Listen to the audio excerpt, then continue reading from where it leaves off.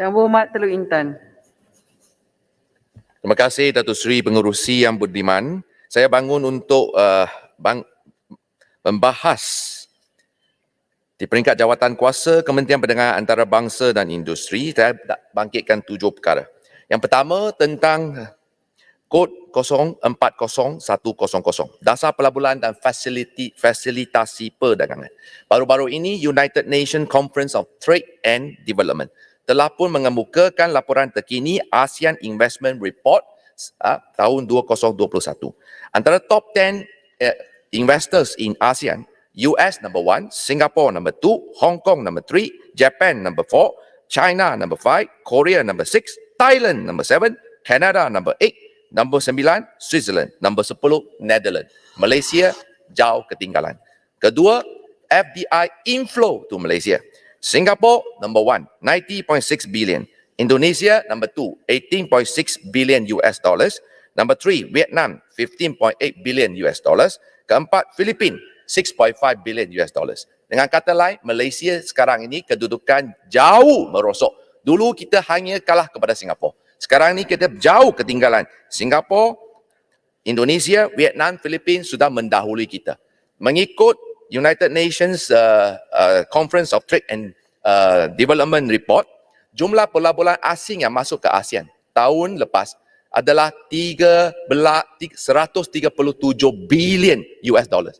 Tapi yang masuk ke Malaysia hanya Menteri yang bijaksana ada sini. Terima kasih. 2.55% saja. 2.55% FDI yang masuk ASEAN, tapi hanya 2.55% masuk Malaysia. Perkara kedua tentang perancangan strategik pelaburan berimpak tinggi.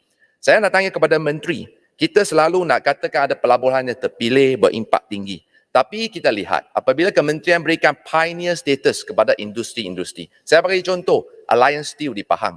Okay? Mereka tidak bayar apa-apa cukai kepada kita, bahan mentah pun import dari negara lain. Akhirnya, apa yang kita dapat? Sisa daripada perindustrian. Kedua, Lynas. Sama juga, yang kita dapat sisa radioaktif tinggi. Tapi cukai 1 sen pun tak ada. Okay? CSR pun tak nampak. Perkara ketiga, projek berimpak tinggi. Di bawah kod 00525. Jumlahnya 1.77 bilion ringgit. Saya nak tanya kepada Menteri yang bijaksana, apakah projek-projek berimpak tinggi ini sampai menelan belanja hampir 2 bilion ringgit? Apakah dia betul-betul membawa manfaat kepada rakyat dan negara?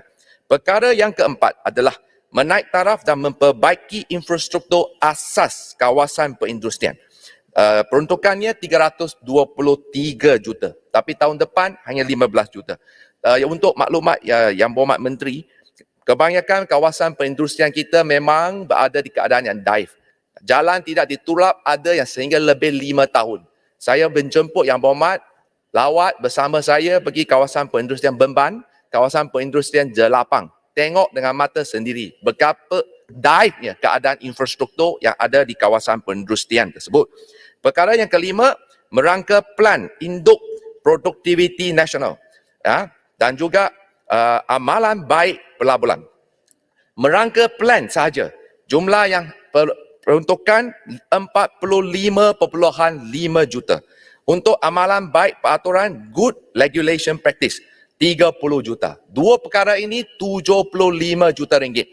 Adakah bolehkah berikan kita perincian bagaimana kementerian nak rangka satu plan saja 45 million ringgit. Bagi saya mahal lah, cukup mahal. Saya tahu barang naik tapi tak sampai tahap itu kan.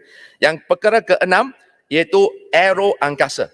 Di mana jumlahnya diperuntukkan di bawah kod 99000, satu jumlah cukup besar, 1.1 bilion ringgit diperuntukkan untuk industri aero angkasa. Saya nak tanya kepada Menteri, kita dulu hantar angkasawan pergi ke angkasa lepas. Apakah hasil kajian? Apakah sebenarnya pendapat saintifik yang boleh membawa kemajuan kepada negara kita? Ataupun hanya ia dijadikan sebagai satu propaganda politik untuk menggait atau nama saja, tapi akhirnya indah khabar dari rupa. Jangan kita ada sikap angkat bakul masuk sendiri. Dan perkara yang ketujuh yang saya ingin bangkitkan adalah tentang program daya saing negara, 21 juta ringgit. Competitiveness sangat penting. Saya dah berasa besar hati apabila saya lihat buku bajet ini, kementerian telah pun sasarkan. Malaysia needs to be in the top 10 of the world ranking of doing business. Saya nak dengar daripada menteri apakah strategi, langkah supaya Malaysia menjadi destinasi pelaburan utama semula. We have to restore the glory of the nation. Dengan izin. Sekian, terima kasih. Yang Berhormat